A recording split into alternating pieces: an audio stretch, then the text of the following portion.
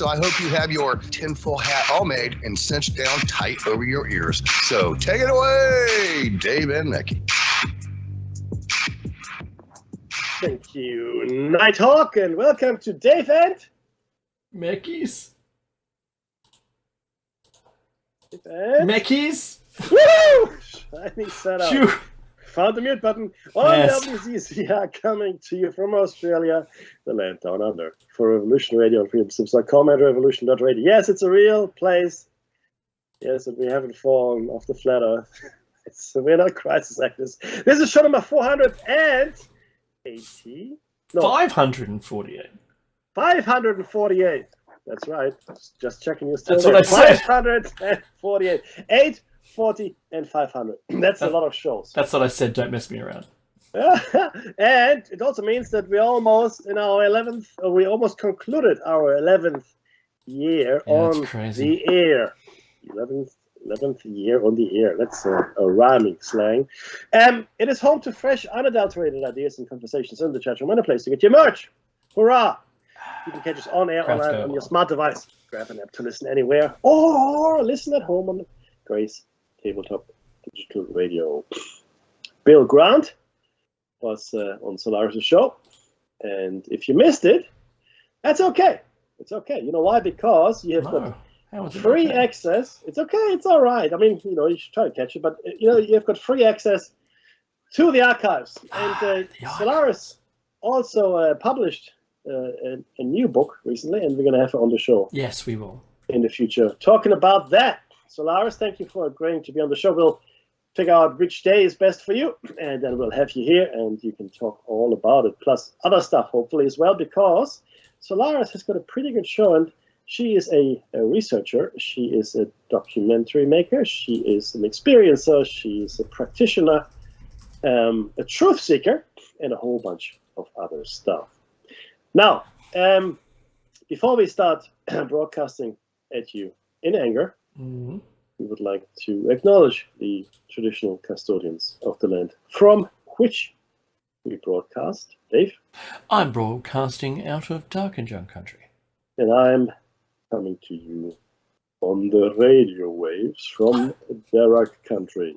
And with that, we'd like to pay our respects to elders past, present, and future. All of them. And that's saying welcoming the land or something.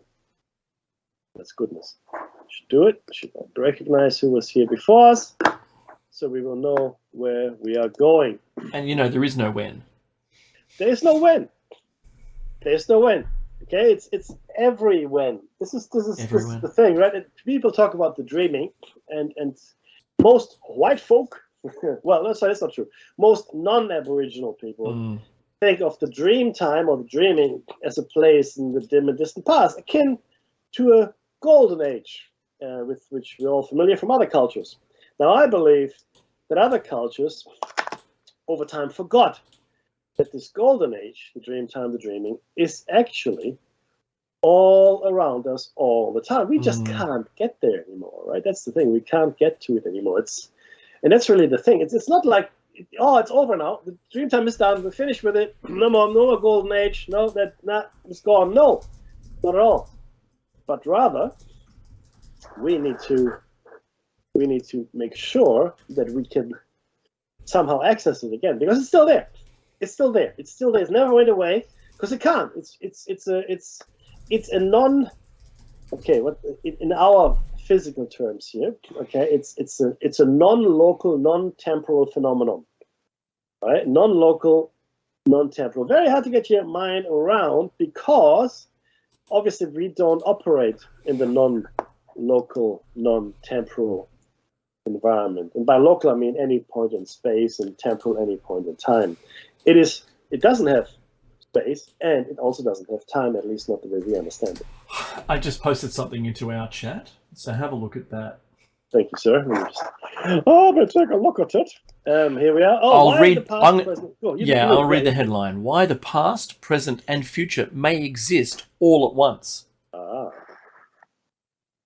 And it's a very good article, and it was also in New Scientist, and I've got another one from Big Think. All exactly the same. Past, present, future exist simultaneously. Yes. And that is the same concept. I'm just trying to bring that out. Same concept as every when. It doesn't matter. There's time's irrelevant. Correct. Imagine. So look, just to be clear, though, this is important to understand. In physics terms, like the science physics, time doesn't require an arrow. Like if something happens in the past or the future or now, it's irrelevant in physics terms, and in fact mathematical terms. Completely, It doesn't mean anything, right? It's only our perception.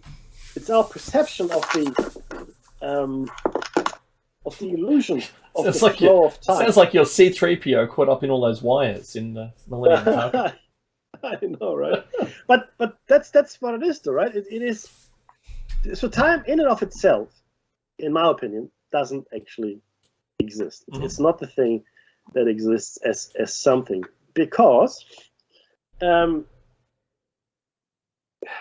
time is motion in context. In the context of our universe, time is motion. If there's no motion of any sort, there's no time. Yeah, and motion obviously requires space, right? So time is really just understanding that something is moving through a given space. That's it. That's all it is. There's no greater mystery to time than that. If you understand the relationship between space and time, good. Right? So time only captures the motion through a given space. Again, Mackie, if you're a quantum non-event in space-time, then you don't exist. You don't exist. That is correct. And the funny thing about the quantum realm, of course, none of this actually means anything at all. And in fact, recently there was another article which came out, again, mainstream science, which says, yes, you really can have something coming from nothing. We've discussed this before, right? But in the quantum world, on the quantum scale, it seems that things appear out of nothing. They just pop into existence, if you will. From where? Good question. Good question. People also say, well, there was no Big Bang, you see? Or there are echoes of energy from a previous universe. Or this universe never really ended or began. It is just always there. So these are all competing theories right now, right? And the Big Bang theory is sort of, coming sort of last in the race. Nobody really, Big Bang, Another thing, recently, they looked at evolution and human evolution in comparison to this species of great ape they found, and they go, you know what? Maybe evolution isn't really a slow and steady progress. It looks like that evolution happens in large leaps and bounds, which is, of course, punctuates equilibrium, which is also closely related to catastrophism, which Dave and I have been talking about for years. I mean, we didn't invent it, don't get me wrong, but for me, it makes the most sense. If environmental pressures come along, it will accelerate whatever you need to do to survive. That's because of a need to change. Need to change. And we are plastic enough. What I mean by this, we have enough plasticity in our makeup, and our makeup is really genetic at the final level, but which is meaningful. At the final meaningful level, we are our genes. And our genes appear to be, to have enough plasticity to accommodate these sudden environmental or otherwise changes. That's really quite something if you think about it, right? Yeah, isn't it? You will adjust to the world around you, right? Because, and you know what else it tells me? I'll tell you what else it tells me. It tells me that catastrophic changes are quite common, either on our planet or in our galaxy or in our universe. Doesn't really matter. But clearly, because why be able to adjust to catastrophic change if it never happens, Dave? There's no point to it. That's right. Except, of course, there is, because it does. Oy vey. Yeah. But how was your week, man? How was the week that was? The week that was, and that was the one just been. Just been. Yeah. Just now. But you could say, depending on whether you believe the week starts on Monday or it starts on Sunday, then this is it. The new week, or it's still the current week, if you know what I'm saying. Yep. The week that some may consider last week. Right. That's the one. Oh. I prefer every when. There is trouble afoot, Becky. There's trouble afoot in a number of areas. The first one that I would care to talk about is, and this one, nobody in the chat room, I love this, nobody in the chat room would agree with me. Not saying there's a conflict, but the chat room identity known as nobody would agree. And this is something that, Meki, you and I have spoken about a lot. Now, we thought it was getting close to this during the pandemic, but it's kind of drifted away a little. And we've seen conflict coming from the current government within the US, conflict in the form of aggression towards the other party.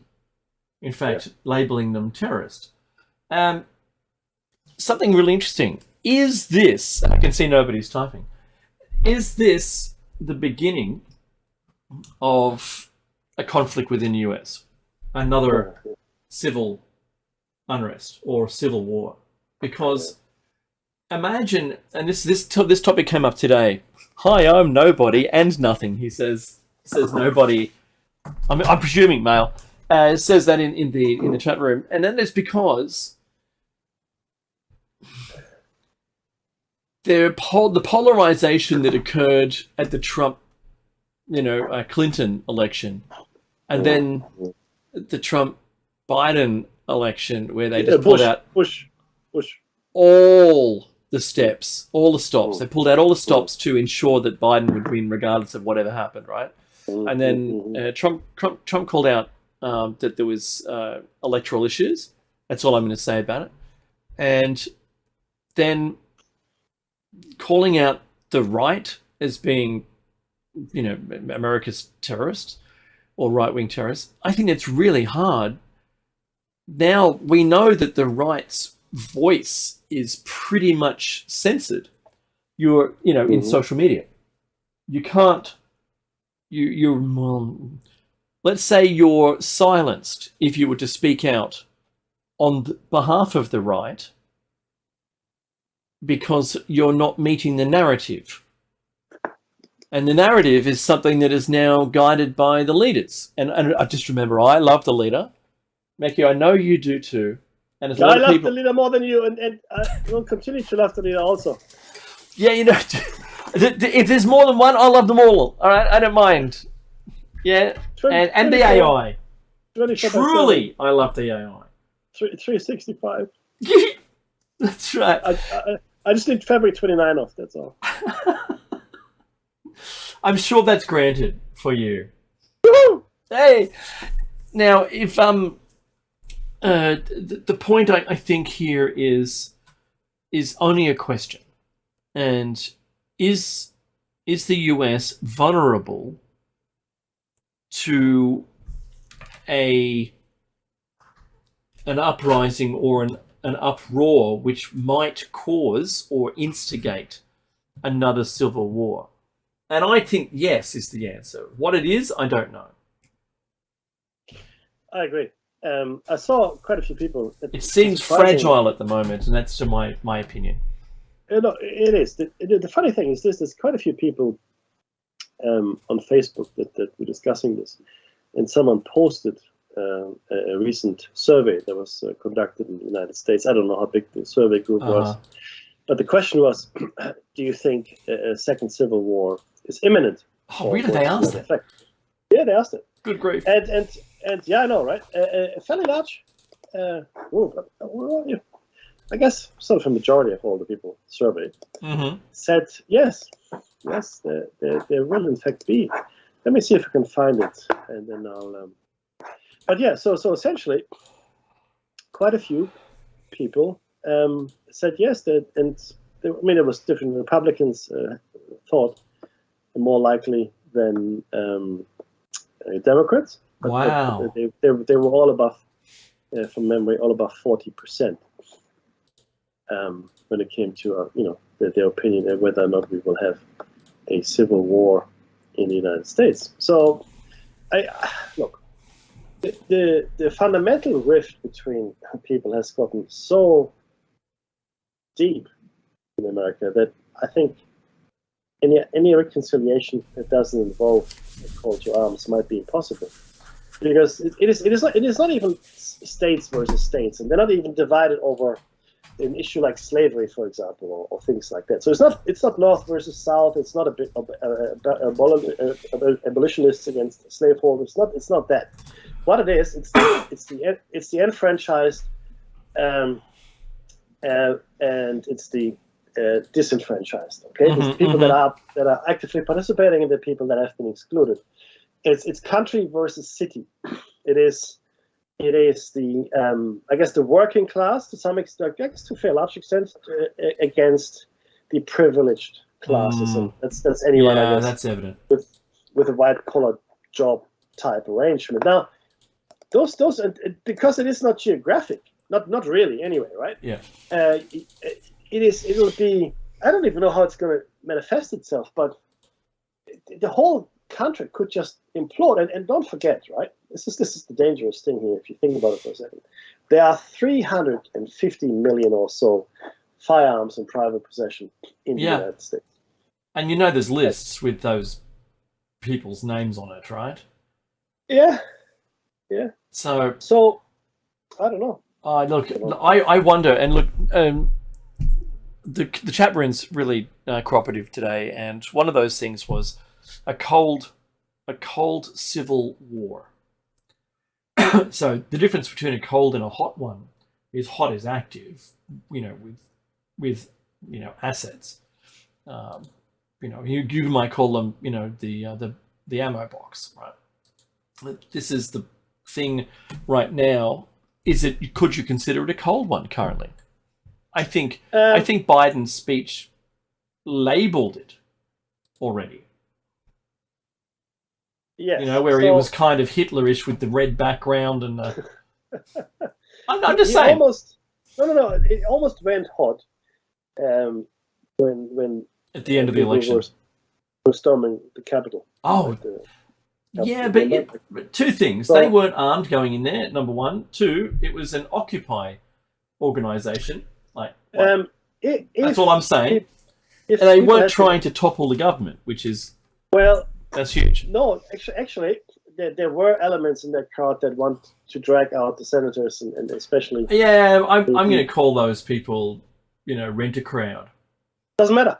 It doesn't matter. See, the thing is this, right? So we think that all of these things, they just happen by magic. It's not true. All of these things need instigation points. I'll give you World War One, right? So World War One, everybody says, World War One started because they shot the Archduke Franz Ferdinand in Sarajevo. It was the Black Hand, which was a Serbian terrorist organization. Back then they were called anarchists. Now that's what people tell you the World War One was all about, and what started it. That's complete nonsense. Okay, everybody for the last 15 to 20 years, the British, the Germans, they were itching to go to war. It started in the 1880s, 1890s, right? Because Germany was rising. And the British Empire was sort of waning. The Germans tried to become a naval power, etc., etc. Point is, yes, it was the straw that broke the camel's back, or it was the excuse to start a war, because that's what it was. But everybody was already ready to go to war, right? So yes, sure enough, the event happened, and yes, if you trace it back, you can see it all happening. But you have to look at what happened before that, right? The assassination of Archduke Franz Ferdinand, as tragic and unnecessary as it was not the single cause for World War One. Similarly here, if it were to come to another American revolution, the second, if, and again, it's in my mind, it's still a big if, then it'll be a trigger event. But already people on both sides are ready for that confrontation, right? And it's completely irrelevant if these were instigators that were brought in, because these instigators were brought in by someone. Yeah. Okay, so not only that, but protests that had happened before that, during the Black Lives Matter campaign, there were good-sized rocks available to throw. I mean, they were just placed in strategic areas. People had prepared for unrest and violence. Now, that was true. That was during the riots. Yeah. Yeah, it didn't get to that violence. of cobblestones or bricks just placed around. But to be clear here, right? What the best thing that could happen for the power parasites, you like to call them power elite, everybody I call them power parasites. The best thing would be for them to in fact have a state of emergency, to have martial law declared, right? Because then you can clamp down and you can do pretty much anything you want under that kind of mantle of martial law, and that's a good thing for the power parasites, for the people that want to bring this about, because the regular folks in the street, they don't really want it. They just want to have how can I put this best? Everybody just wants to get on with their life and have a fair shake, which is of course no longer the case. Globally speaking, the fair shake doesn't exist anymore. You look, give you a simple example here in Australia, just a very tiny simple example. So in Australia, we've got a runaway inflation, they call it. Runaway inflation, right? So everybody's running away from the inflation. Now, the only thing that the Reserve Bank can do, and mind you, the Reserve Bank is not beholden to the government. It's a separate organization. The only thing they think they can do is control interest rates. That's what they do. So they set the interest rates. Why? God knows why, but they do, right? And they say, okay, if we increase the interest rates, the thinking here is it will lead people to spend less money and put money in the bank and save it. Therefore, there will be less money in the economy, which means inflation will go down, because the fundamental issue with inflation is that there's too much money in the economy. It's the volume of money. That's inflation, okay? And that leads to higher prices because there's less goods or the same amount of goods available, but now you have more money to buy it. Right? It's not complicated. They like to make it complicated, but it really isn't. The problem, of course, is that interest rate rises are going to do exactly nothing, right? Unless you put interest rates up to 10 or 20%. When you get a serious shake in the bank, like let's say you got $100 and you invested for 10% or 20%, that's some serious money you can make. The more money you have, the more you can make. So that would see a very big chunk of money being withdrawn from the active economy. I can see that. 0.5% here, another percentage point there, it's not going to do anything for you, right? It's the wrong instrument. The right instrument is to reduce the volume of money by not printing so much anymore, for crying out loud. Right? Yeah, you increase the value by not doing that. The more you water it down, it's like cordial. Yeah. The other thing that you could do, which is harder, and which no one is doing anyway, is to increase productivity. So you just make more stuff or things or services. Yeah. Right? So if you have more of something and you have more money, that's okay. Then you just it sort of balances itself out. At least that's the theory. Now, but no one is talking about the elephant in the room, which is we are printing too much money. Yeah. We are printing too much money. Why? Because we are following the Harvard business model, which says there are no limited returns. There are no limited resources. We're living on a limitless planet, and we can all have limitless profits. Yeah, good luck with that. Infinite. So, infinite. So all of these things, they're working in unison to have people, or to get people disenfranchised, and fundamentally, right? The power parasites, I really don't want to call them elite anymore, are looking at the situation, and they know there's no way out of it. They know this. They're not stupid. They're looking at it, oh, this is going to get ugly. So what do we do? We can just let it run and see what happens, or we let's instigate violence. Let's declare martial law. Let's do whatever, right? Let's have a big war. Let's kill off millions of people. Because whenever you do that, the economy reboots. The world economy rebooted after World War I. The economy rebooted after World War II. Because you had runaway inflation before World War II. Runaway inflation. Yeah, runaway inflation, and then a depression. Well, that's it. But then it got the world out of the depression. Yeah, rebooted. So we killed tens of millions of people, which is always a good thing. And then we destroyed enormous amounts of infrastructure. The reason that the Europeans have such good rail systems, and the Japanese as well, is because they were bombed to the Stone Age. America has got ancient infrastructure, and that's actually hurting America right now, right? Because nobody bombed America. If they had bombed America, America would have high-speed trains, just like Japan. Yeah, that's right. But they didn't. So that's just too bad for you. But this is what it does. A war will always do it. People will tell you, oh, war is terrible. There's no profit in it. There's an enormous amount of profit in war. Not for the people that fight it. Not for the guy that holds the gun or the girl that holds the gun. Not those guys. No. Or the people that get bombed lose everything. Not for those people, but for the power parasites. That's right. They're making a killing. Pardon the pun. Any which way you look at this, for them, this is an ideal outcome. This is great. Let's go to war. First of all, we're going to get rid of an excess population, number one. Number two, we're going to destroy a lot of infrastructure, which we have to rebuild. Case in point, Iraq.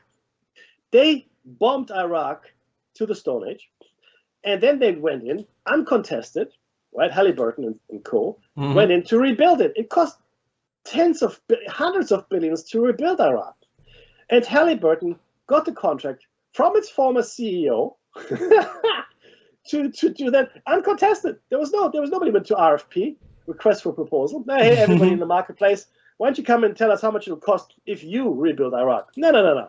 What happened was Mr. Cheney and Bush go, hey, Halliburton, buddy, come over here. I got something for you. Look at this, huh? Here's a golden shovel. Over there's a golden heap of poo. It's all yours. It's all yours. That's what happened. Okay? And nobody is being held to account at all anywhere. The same thing is true now. We are in a deepening economic crisis, so to say, or I mean, at least that's the way it's being portrayed. But it's one of our own making. We have printed money, and I mean most of the West and other countries, we have printed money like it's going out of style. This is the consequence of that. And we did that because, well, why not? Why not? Let's just pay for everything on credit. Now, who do we owe this money to? And people will tell you, oh, it's the hedge funds and this and that. And no. Let's be very clear. Somebody is owed this money, trillions and trillions and trillions. Okay?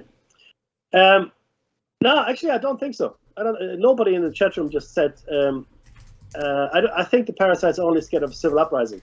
No, they're not. I'll tell you why. Because, first of all, most people don't understand who they should be fighting against. This is not the French Revolution. Okay? This is not the French Revolution. This is just, I mean, a city guy against a country guy, or Republican against a Democrat, or whatever it might be, whichever shape it takes. But the power parasites, right? Most people don't even know who they are. And I'm not talking about the politicians that you see. No. I'm talking about the people that don't make it into the newspapers, that are not on Forbes' billionaires list. Okay? I'm talking about the generational parasites that have been with us for thousands of years. This is generational stuff. They don't forget the people that you see. They're part of the puppet show. The politicians and even the Trumps and the Bidens and the Gateses and the Zuckerbergs. They're not read in. People always make that mistake people always think, oh, these are the real powerful people. No, they're not. If they step out of line, and you've seen this now in Russia, those billionaire oligarchs that keep falling out of windows? They're not read in. They are not read in. If they interfere or hinder the plan in any which way, right, they're eliminated. That's what happens. Now, some of them might be read in. Maybe Gates is read in. Look at some of his actions. Possible, right? But the vast majority of the parasites you have never seen. You've never seen their name in the newspapers, or on the TV, or the radio, or the internet. We don't know who they are. Some people think, well, it could be the Rothschilds. And I think, yeah, that's now you're on the right track. Now you're on the right track. Okay? But think beyond the Rothschilds. Okay? Think beyond those. People that even Hitler was afraid of. He spoke about this a couple of times. Right? These are the true people in charge. And there's only a handful. If everybody knew who they were, yes, they would be terrified of a civil uprising. Terrified. But the only thing, what a revolution will do? What's that? It'll reset, and then we'll have the same stuff again.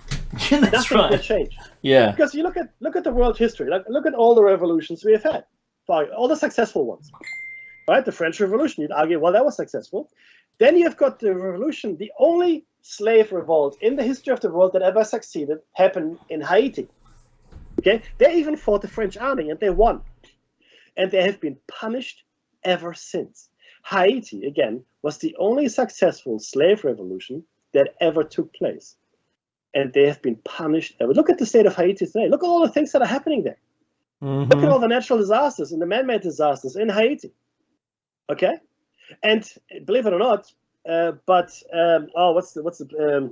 Liberia. Liberia was founded by former slaves. Have you seen the state of Liberia? They are being punished for having the the nerve, the gall to go against their parasitic overlords. Okay, and this is so. Let's say there's a revolution, for argument's sake, or a civil war, whatever, right? So things go around, and seemingly we get rid of the power elite that we can see, not the power parasites, and so what? Another generation or two, it'll be back on track. Back on track, unless we change the system fundamentally. If we fundamentally change the system, this is tough. This is really hard because you have to start with children. You have to teach the children right. Unless you really go in with a good plan on how you change human nature and our perception of our place in the world, it'll just reset and go back to where it was. It will seem like there's a goal. Like in the 1950s and 60s, right, in Germany, in Europe, Japan as well, seemed like a golden age. Oh, it's an economic miracle. Look at us. We rebuilding and this and that. It was a great time. And it was a reset, right? But it just went back on the same track, right? That's all it did. Nothing really changed. Nothing really changed. And all the rights that people have fought for over the last 200 years, like paid holidays, paid sick leave, all this, all the workers' rights, right? Mm-hmm. That people actually died for, fighting for, they're being eroded. Well, you can't have those workers' rights, Mickey. You can't. No. Uppity workers. Children in the mines. Look, they got right? small hands. They can get into small places. Again, in Australia, exactly small place. In Australia, the employers like the people that own factories and companies, they said, it's going to lead to economic ruin if we increase the minimum wage by $1 an hour or whatever it was, right?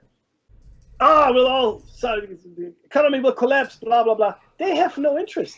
That's right. Now these are the power elite that we see, right? And they're driven by the ideology of the power parasites. But they don't give you any rights. I mean, the worst thing that ever happened to rich people that own stuff is people that don't have so much or aren't as well off to get rights. That's the worst thing that ever happened. Well, women have rights too now. What? No child labor anymore? Now, the thing is this, right? In most Western democracies, so-called, this has all gone away. Women have rights, and child labor is no longer allowed.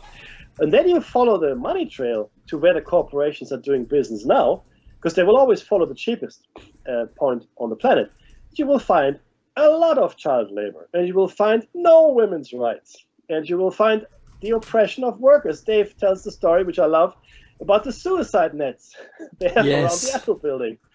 They do it inside the Apple building, not around the outside. Now think about that for a second. Yeah, guys, everyone, girls. Yeah. That's who we're dealing with. Oh, the workers have rights in America now. Okay, you know what?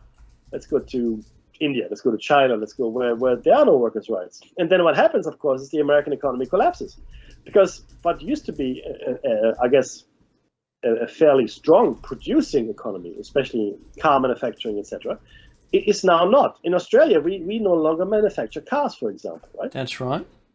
And in fact, very few cars are made in Germany anymore. Right? Some, but not many. You think they are, but they're not.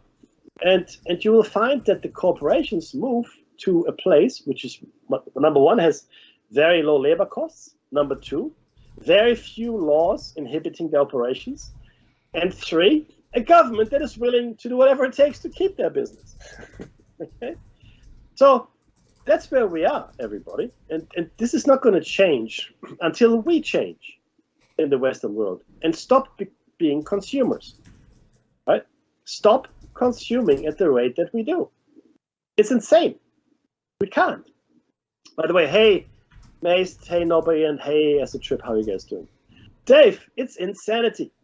Do you know, I'm actually replying to a post right now in Facebook because it's to do with EVs, and there was a brand new Ford Ranger or something like that. It's equivalent of the F-250. I can't forget the model number. And there's a big call out in Australia for why don't we have more of these in EV models? And the pure fact that you can't drive the equivalent of the Ford 250 EV, you can't drive it towing a 1.5 ton caravan, for instance, or boat, for more than 150 kilometers before you've got to charge it for 3 hours. Mm-hmm. It's ridiculous. And I've got a friend of mine who's arguing against me about E85 and believes the whole thing's rubbish and it costs more carbon to produce.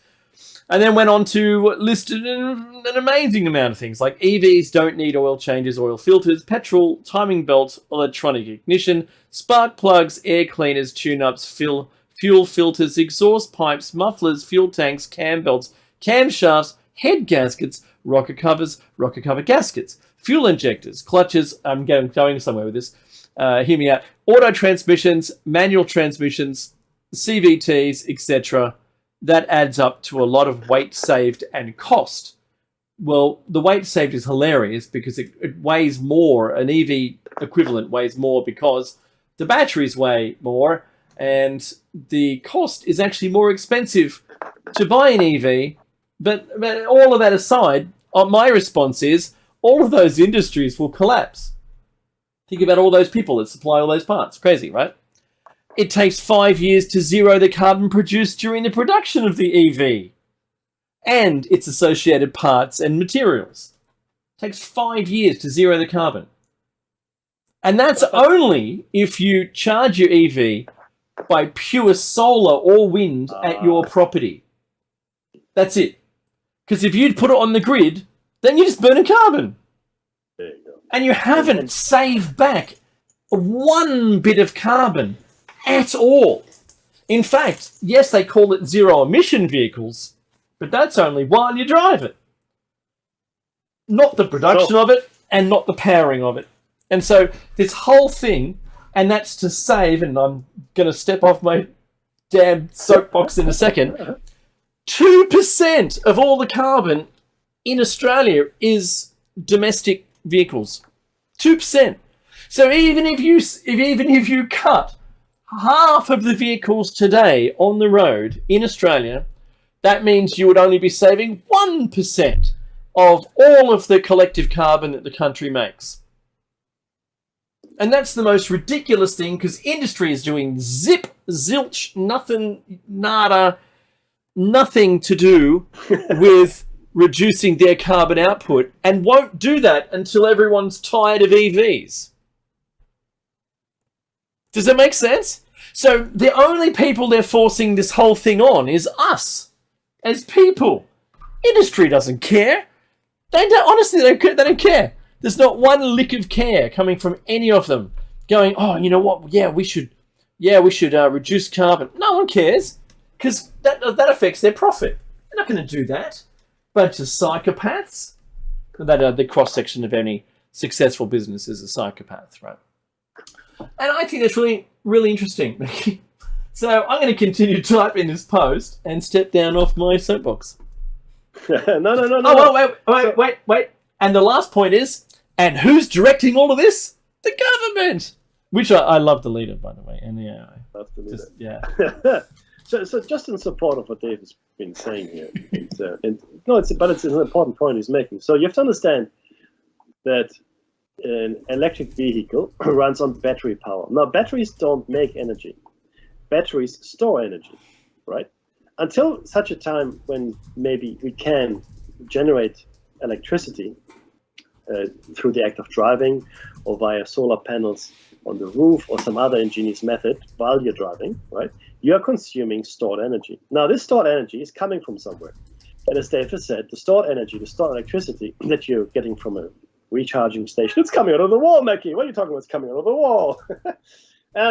It's actually produced to the largest extent globally by burning fossil fuels. So all of the power plants that we have in the world, they're either nuclear, the major ones, or they burn gas and coal. Some oil, but mostly gas and coal. And we will never, ever reduce our emissions, ever, unless we stop that practice. Unless we come, as Dave has said, to a completely green production method of electricity. So electricity needs to be produced either by wind, solar energy, that's good. Wave energy is good. Dams, it could be dam-driven turbines, or any other method that doesn't include the burning of fossil fuels. We are not emission-free. You are not driving an emission-free vehicle. The vehicle that you're driving has its emission pre-booked.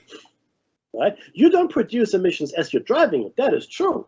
That is true. But all the emissions have already been produced. And then it's an interesting calculation to look at. Well, how many, relatively speaking, how many tons of carbon am I actually releasing into the air by producing enough electricity to drive my car 500 kilometers? Is it more or less than fossil fuels in my car rather than at the factory would have produced?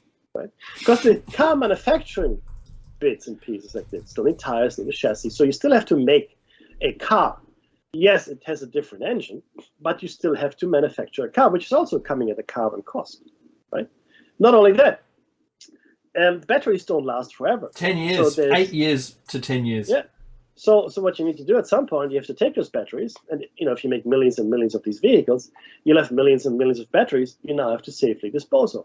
So we need to understand the whole picture. And it cost $10,000 to replace the battery pack in an EV. Yeah. So exactly. So we need to understand just exactly what we're all on the barricades for, right? Like I said, though, I mean, people like to get a cause. Let's get behind a cause and just and protest for it or against it, whatever it might be, without fully understanding the ramifications. And that's my pet hate. People with opinions that don't understand the big picture. I mean, I'm happy to be educated every day. Educate me. I want to know more stuff, but don't come to me with an opinion that is based on nothing but inherited wisdom. That's right. Do your own research, understand what it is you're all about, and then come and discuss it in a meaningful manner. I shared with you the report from the government, their own internal report, right? Yeah. That showed all the emissions. Yeah. They don't say one word of those emissions and where they all come from. They are putting it all on us. They do, and nobody is. In fact, let me talk about that in a second. But I want to quickly acknowledge nobody here. Yeah. Nobody said it's all about selling a new product. Yeah, and building new infrastructure. That's right. Something new, something shiny. Ooh, let's get behind that. It's better. No, it's not. Now the thing is this: you as the consumer, even if every person on the planet started driving electric vehicles, and all of that energy came from green electricity. Let's assume that for a second. Okay, we're there now. We've done it, Dave. We've done it. Yay! Hooray! Unless industry, and I'm talking about big factories and that's such. Right. Unless they come on board with that as well, it's completely pointless. It'll do nothing at all. Not that it will do anything in the first place, but it will do nothing because, as a percentage, right? Consumers, like individuals like us that are being made to do all of this, will have no impact, no measurable impact. It's nice. It's a good idea. It's like you're the only person in your city that's recycling. That's good for you. Good for you. So what? What's that going to do? Nothing. It'll make you feel better, but it won't have an effect on anything. If everybody did it, great. Still no effect. You need to get big industry on it as well. And they won't. Do you know what they're going to do, Mackie? All they're going to do is buy some carbon offset. Yeah. It'll be some kind of carbon credit offset in some third world country that doesn't really exist, or is what's it called when I think you oversell. Like airlines might overbook their aircraft, expecting people to cancel. Yep. Well, the same thing. So pick any island in the world who has one tree. They could sell that as a carbon offset to every company in the entire planet as a carbon credit, because no one could check it.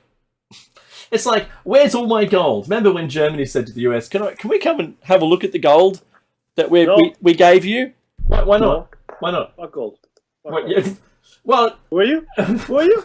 Well, we're Germany, Mike. We gave you all that gold to store in your vaults, right? So can I come and have a look? And you go, well, if I persisted, you'd say, yeah, but are we gonna be seeing our gold? No. Hang on. Is Germany even a country? I'm not too sure. We can't. Bob, call security. Bob. Do you remember that conversation? It was like, well, no, we're going to show you some gold, but it's not. It may not be yours. It's definitely not yours. In fact, it's not even gold. But look at it. There it is. It's gold. Now shut up. You can't touch it or weigh it. But look. The bars are there for security purposes. You can look through the bars at the gold. on the pallets. And just that's enough for you, right? Sure. Yeah. Off you go. Can we have our gold back? No. Now go away. I shall touch you a second time. What are you doing in England? Mind your own business. That's good. It was so funny that should be where that went. Maybe all those beliefs, the rumors, not the dark web, but maybe all of the conspiracy theorists are right. Maybe the aliens are being gifted all the gold on the planet as we find it. I don't know. Well, just hold that thought for a second. Now, do you understand why we started mining gold? Do you know what happened? For the Anunnaki. Well, yeah, let's be broader, but you're right. So gold was considered the metal of the gods. It was worship. So it was worship. It was worship. That's what it was. Was collected by the gods, Anunnaki or otherwise. All the gods wanted the gold. Mm-hmm. And the funny thing is this: they found really, really ancient gold mines in South Africa. Right? Yeah, that's right. Which we have no idea how they got there. You don't really hear about it much. More than 100,000 years old. Yeah.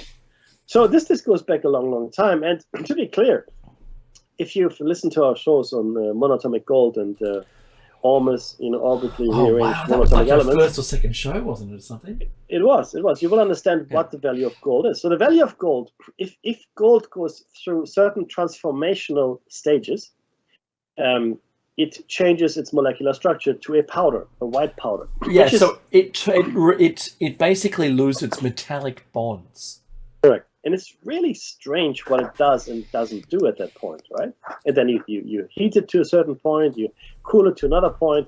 If you ingest it, okay, it seems to protect your telomeres, right? It even has certain restorative functions. And if you use it to fertilize your plants, etc., you will find that it has enormous beneficial effects on your crop. So, what is it? Well, we're not quite sure. But now, gold in and of itself, and people used to try to eat gold because it was they looked at it and it's incorruptible. It doesn't rust, which it doesn't. It doesn't rust. No, it doesn't oxidize. That's right. No pattern or nothing. So a lot of the Chinese emperors tried to ingest it. I think they tried to ingest it because they had heard about. That's right. Its properties, but obviously they didn't understand the process. Now they didn't have the term monatomic gold, but they'd heard that the pharaohs had gold baked into their bread. Yeah, known as mufcut. Yeah, that's right. And it was monatomic gold, that gold white powder, not ground gold, not shaved gold, not gold bits. But when you eat gold, Becky, it just comes out as gold. Well, but it's still in Asia. Right. In Asia, Mecca, it's still a thing, though, isn't it? Gold, a piece of gold leaf. Yeah. On the top of the food, Yeah. But it doesn't do anything for you in that state. Having said that, the alchemists of ancient time, of even modern times, they always talk about transmutating base metals into gold. Yeah. I think that's a red herring, completely red herring. I think what they were trying to do is turn gold into the philosopher's stone, which is the white gold powder or ormus. And I think that's exactly what it is. They're trying to turn gold into something else rather than other metals into gold. Maybe other metals into gold and then into something else, but they certainly were more interested in doing the gold transformation into the white powder. And see, alchemy was all about continuous filtering, continuous sifting, continuously separating over and over again. And that's really what is happening to the gold until it becomes this monomolecular kind of powder. Yeah, so orbitally rearranged monatomic elements. That's correct. That's what ormes are. Yeah. So that's, and again, it is important that we understand all this in context, right? Because none of the world makes any sense if you don't understand, some of the fundamentals we're discussing here. They just don't make any. Why have this thing about gold? But then you have to bring alchemy into it. You have to understand what actually happens, and you have to understand red mercury. You have to understand a whole bunch of contexts and understand where we are and where is all the gold in Fort Knox, and where is all the gold from the World Trade Center, right? Did you know all of the gold that's ever been mined since say for the last 2,000 years, for instance, would not fit 3 Olympic swimming pools? There's not enough. I mean, it's really not very much. So I think the precious nature of it is really important. But where is it all? And I think Meki makes a great point there. And yes, where did the gold go from, World War II? Where did the gold go from the World Trade Center? Why wasn't Germany able to view its own gold at Fort Knox? Yeah? Why? Where is it? Is it really not here? Yeah. Did we give it all away to the aliens? I mean, it sounds preposterous, but that's the law around what we've been doing for all this time with the gold. Is been collecting and waiting for their return and giving it to them. Yeah, it's insane. It really is. Yeah. But again, you don't look. Nobody knows this though, right? I know. Knows this stuff. And look, it's the law grew both from a historical standpoint, and then from all of the things that have come to light recently about where it all goes, and where is it all? No one knows. And I think, to me, that's part. And don't say circuit boards, because I know people that melt down the circuit boards and grind it up and separate it and there, right? So nobody's also said silver is far more interesting, but all of the and deposit boxes, there aren't enough of those in the world to store it all. And the other point is that all the noble metals can turn into they have a monatomic form. Correct. All the platinum group metals. The platinum group. Yeah, that's right. So, yeah, very interesting. I remember doing it to lead, Meki. I heated up lead and it turned into a white powder. I broke lead's metallic bonds, and I thought that was amazing. I probably absorbed so much lead into my skin that it's had an effect. But there was a process around that which was, well, not lost, but just lost to us. Being able to perform that same thing with gold, and gold and lead are very close. And if you can wait to a quarter of a million years, you can expose lead to like in the cooling pools with radioactivity, and it becomes gold because the extra electrons get added to it.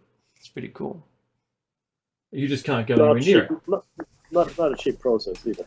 No, it's not cheap, and it's a false economy, of course, because you can't do anything with it, and you can't touch it or go near it. But yeah, look, that's mine. Where is it? Oh, it's 800 meters down in the bottom of this thing. It'll be storing it down there for no reason.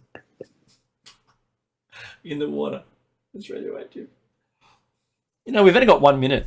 You know how time flies. Geez. Yeah. Wow. After the break, the very small top of the hour break, we are going to be talking about, Meki? We're going to talk about, as we have been, animal-human hybrids again. And once this is completed, be part 4. Yeah. I think that's about right. We will talk about 9/11 20 odd years.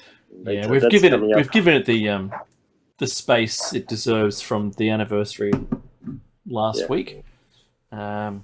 And yeah, there's a lot of time passed.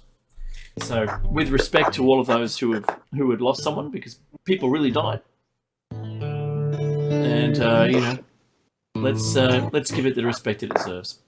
So, look, this is the first half of David Meki Shiny Side Out live. But if you're hearing this in the future, then it wasn't live. It was live when we did it. Take care, everyone. We'll see you after this very short break.